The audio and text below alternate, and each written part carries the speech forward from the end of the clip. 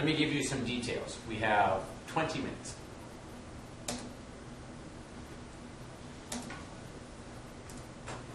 You guys have a million keywords. And last time I said, figure it out. You guys are smart. I give you big ideas, you take the text. I'm still going to say that. But fortunately, we're just a little bit ahead. So I'm going to take some moment to make sure you understand certain key, detailed concepts. So if you're not taking notes, this is the time to make sure you take notes. The concepts are still the same. Themes are still the same. I'm going to give you a little bit more storyline. So let's make sure you understand this. Okay, first of all, I talked about Islam. You should know that there are 5 pillars of Islam. What does that mean, 5 pillars of Islam? Like 5. Yeah, the basic, they're the foundations of their belief. Go ahead. The profession of faith. Yes. Prayer. Yes. Fasting. Yes. Almsgiving. Yes. And pilgrimage. Perfect. Yes. Okay. Why does that matter? All of them, if you look at all of them, they basically boil down to total submission to God. And each of them kind of are reflecting that concept. Total submission to God, one monotheism. But you should know this. I give you the details. You know this. You should know what the 5 pillars are. You should know the divisions of Islam. What happened? And I mentioned this real briefly. Go ahead. Wasn't it after Muhammad died? Immediately after he dies. Exactly. And what was the big division? Do you remember? Between Muhammad's son and Muhammad's chosen. That's right. Which was which? Muhammad chose somebody to lead after him. Okay, so the key divisions. Isn't there the Shia and the Shia? Yes. And this is where you're going to have to remember. So you have, and you see, and you hear this even today, right? This isn't new. Shia and Sunni. Which one is which?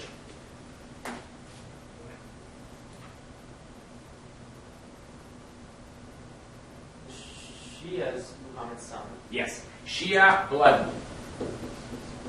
And Sunni is, I was going to say merit, but I don't know if I should say that. But definitely, I'll go ahead and say that, even though the Shia Muslims would hate that. Right? How does that affect Islam? We talked about this. You may not have caught it, but we were talking about the difference between the rigidity of the faith and the centralization of the politics. Remember that? If you are really centralized politically, what's going to happen to your faith?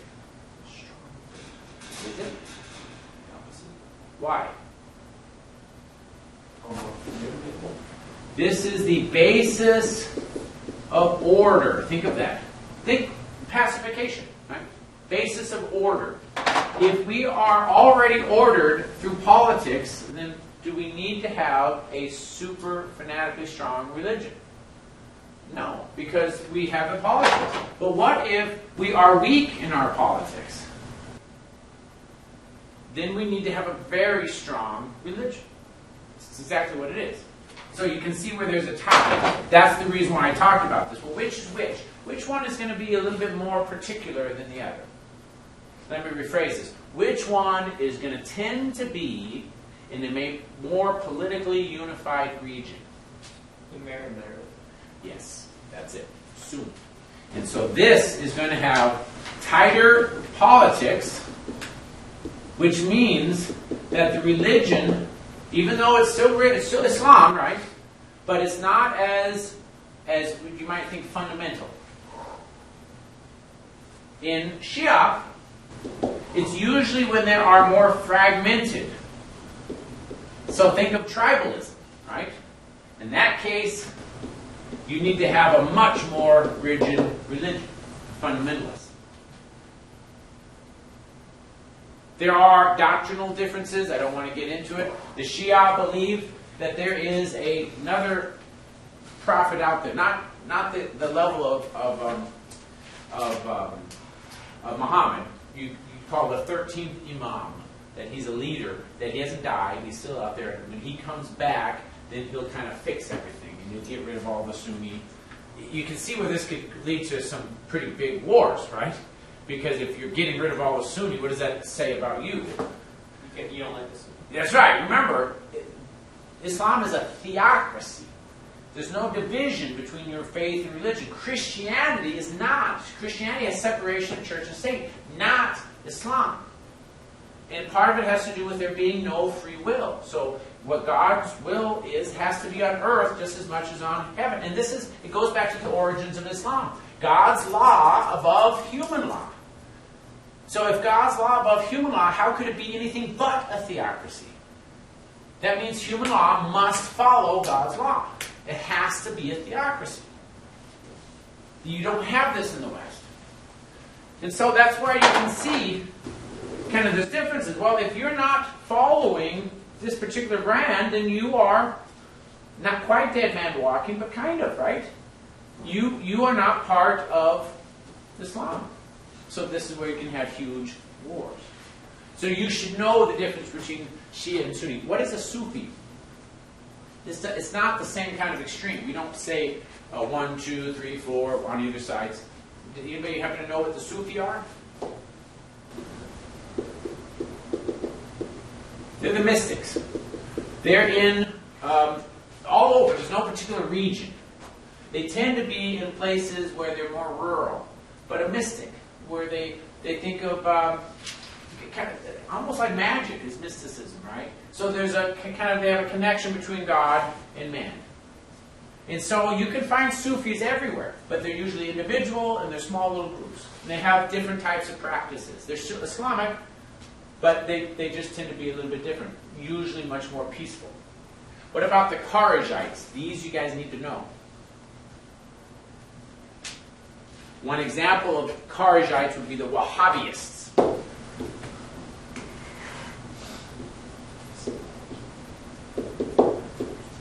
If you know Kharijite, you don't need to know about Wahhabists because they're kind of the same. It's a kind of Kharijite. What is Kharijite?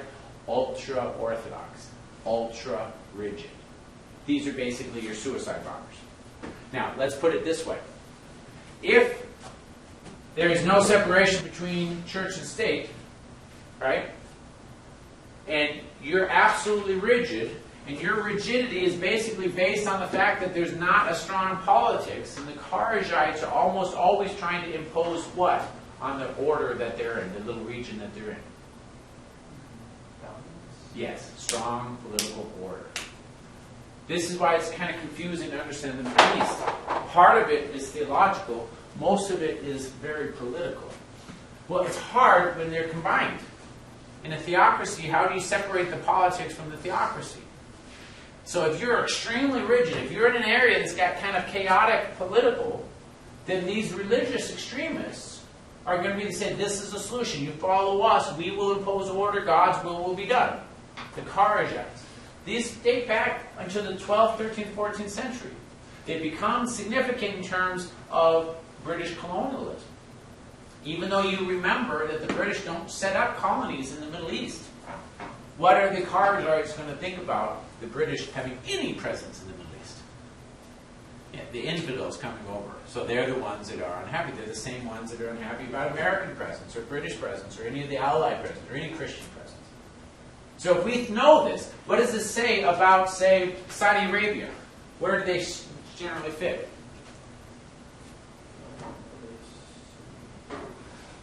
It's a good question. So how about not Saudi Arabia? How about we look at Dubai? Arab Emirates, right? Sunni. Why Sunni? Do they want infidels to come to their country? Yeah. The largest building in the world. It's like a playground for super, super wealthy people. They're big on having international commerce. They're making gobs of money out of it. Yes? What do you mean by the term infidel? Is that just kind of like a basic of like someone who doesn't Believe in Islam. Islam? That's what it means. Yeah. Just general, it's like an unbeliever. So the Arab Emirates would be Sunni. But what if you're not necessarily in power? What could you be? Because remember, the Arab Emirates, as well as Saudi Arabia, it's a ruling family, one tribe. What if you're not part of that tribe? Or what if you're a lesser guy in that tribe? What might be tempting to you? Well, Shia or Kharijites. Right? Because you see that the politics isn't strong enough. It's not strong enough because you're not in it, right?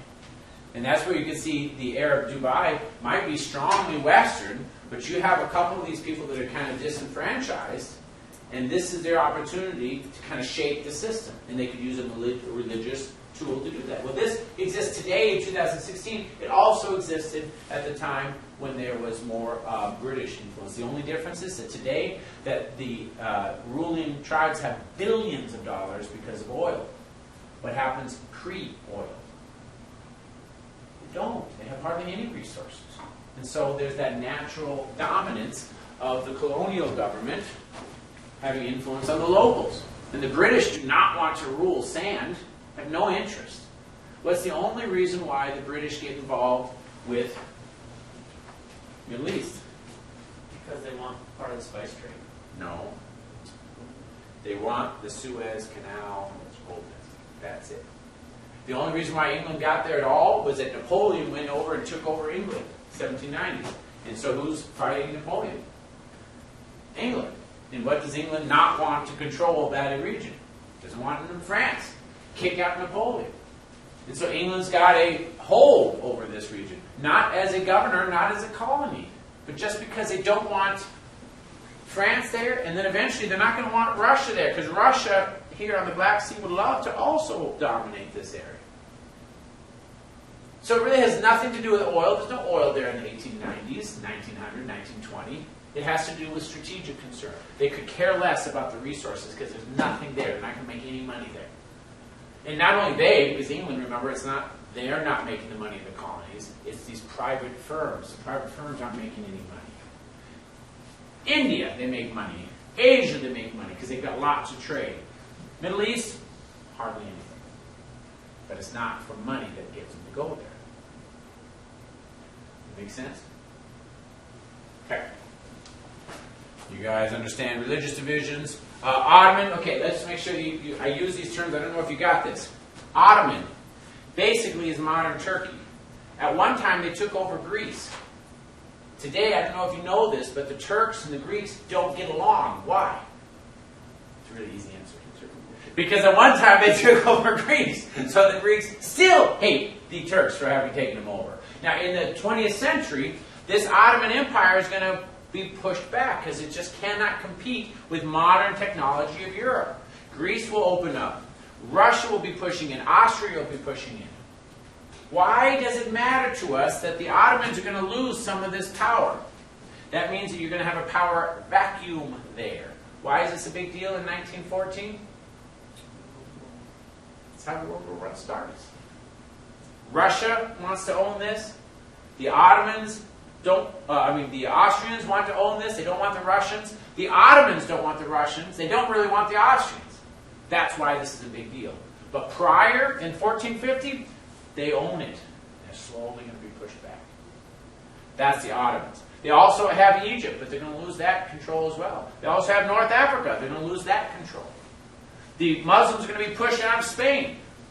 So the Ottomans are the most Western because they're the closest to Europe. After that, on the other side, by where Iran and Iraq, that's the Safavid. This has got the least political power. So what religion are they going to be mostly?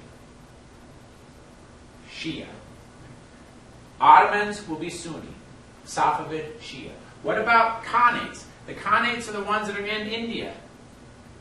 They have more of a political organization, not central necessarily, but there's more of a political organization, mainly because of the caste system, right? Hindu? Yeah, the caste system. And so Hindus and Muslims are living side by side here. They fight each other, but they don't have to worry about the people. So because of that political stability, tends to be the religion there? Sunni and Sufi mysticism. That make sense? Okay. You guys are smart. So, side question. Yes. We are allies, like right now, with one of them, Shia or Sunni, correct? Well, we tend to do better with Sunni because they tend to be more open to westernization. So we're fighting Shia. But sometimes, this is a friend of my friend, or the enemy of my enemy is my friend thing. So we are on either side sometimes. The West is on either side. And it depends. Sometimes the Shia will be supportive of having some support against the Sunni. This is kind of that whole concept of colonization, but in modern day we don't do colonization. Yet we're really interested in pacification. Just because we don't colonize doesn't mean that we don't want to keep things at peace. Prior to World War II, the main process of pacification was colonization. After World War II, you can't use colonization because what we talked about, the Atlantic Charter, we can't have colonies. But we still want pacification. What's the main method of pacification today? And the United States is big on this, and so are some of the European countries. Money. We just pour money, foreign aid. Give them gobs and gobs of money and hope that they'll use the money to build whatever infrastructure they can in order to calm pacification. Does it always work? No. Sometimes it doesn't. Sometimes they rebel. Sometimes they'll have their own revolution. Iraq becomes more Kharijite.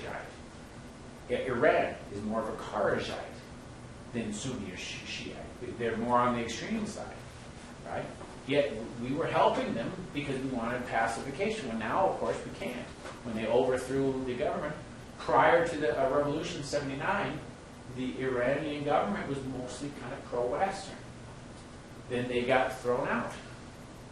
It's because the Middle East does not have yet that corporate knowledge base that has the same stability that Western countries have. Not yet. Now, what will happen in 100 years? They will. Cultural diffusion is inevitable. It's inevitable. It'll be something else. If you remember, the Baltics, Eastern Europe, constantly fighting. Germany and Russia, France fighting for centuries. What are they now? And how long has it been? Almost 100 years. Yeah. Yes, you had to have a huge big war with World War II, but now it's not, right? And then you had the Cold War, but now it's not. So things do change. Cultural diffusion is inevitable. It just takes time. 5 more minutes. You guys understand the process of colonization in... let me give you some other names you don't know. These guys. Cultural diffusion is inevitable. By the 1800s, Muslim intellectuals began to kind of change a little bit. So, Jamal al-Din Afghani is from basically this Afghanistan area, India mainly. And his idea is pan-Islam. Pan-Islam. Whenever you say pan something, it means put everything together. Pan, everything together. So he was trying to come up with an idea of Islam that was combined. No Shia, no Sunni, no Sufi, just everything. It's like an Indian nationalism. Was this a Western idea or a non-Western idea? It's a Western idea. It is a Western idea. It's a concept of a strong nation state.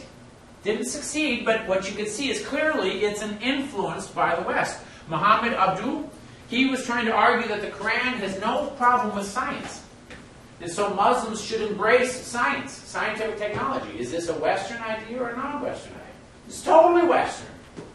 And last, Muhammad Iqbal, he was thinking about Islam not as being rigidly specific, like you have to believe that the Quran is exactly literal. You could be kind of more abstract. Where is he getting these ideas from? From the West. So even Islam is being influenced by Western ideals. Not all of them are successful. Although I'll tell you, in Turkey today, you've got lots of Muslims who say, no, Christ is in the Quran and Judaism is in there. There's no reason why we should be fighting each other. We should be literally respecting. Totally anti-infidel concept, totally anti-jihadist.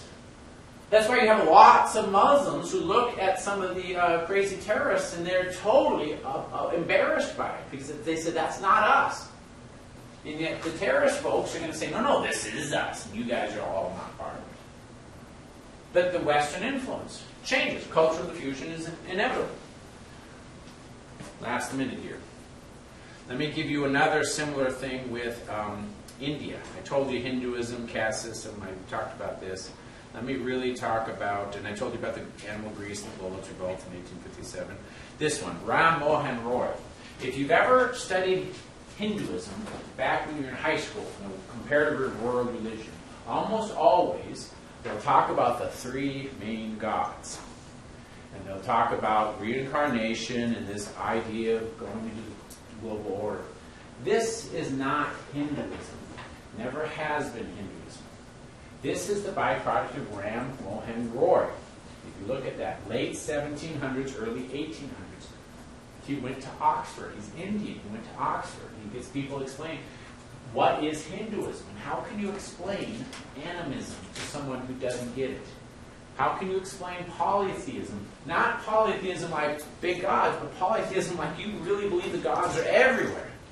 It's hard to explain. Instead of explaining all the time, he's kind of embarrassed by it. How do you explain Thuggee and Seti and all that type of stuff? You don't. So what he did is he kind of articulated, he translated Hinduism in a way that Christianity could understand. So why did he choose three main gods? Because it's the Trinity. Absolutely. There's no coincidence here. And so he's trying to say, well, Hinduism is very similar to Christianity. We just have three main gods, but they're kind of similar. We talk about peace and love and charity and all these things. And so he's taking Christian ideals and he's putting it on to Hinduism. The thing is that if you're down at the lower castes and you talk about Ram Mohan Roy, they have no idea who he is and they have no understanding of three main gods. Because they are fundamentally animistic and polytheistic. None of that stuff fits. But if you're off in Oxford, you are already at the higher caste. You're already being influenced by the West. You don't care what the guy in the lower caste thinks. You are presenting what the intelligentsia of India thinks. Who is most influenced by Western teaching? The intelligentsia. When you talk to Gandhi, right? Gandhi says, oh, we're all this, we're all that. Gandhi can say that. He's up in the high class, right?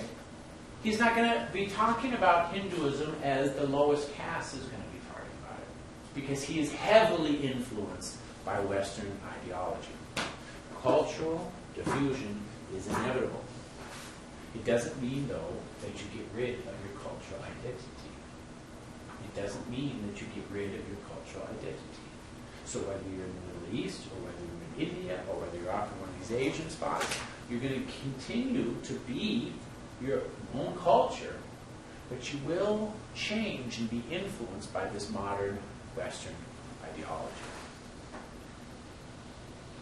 Questions?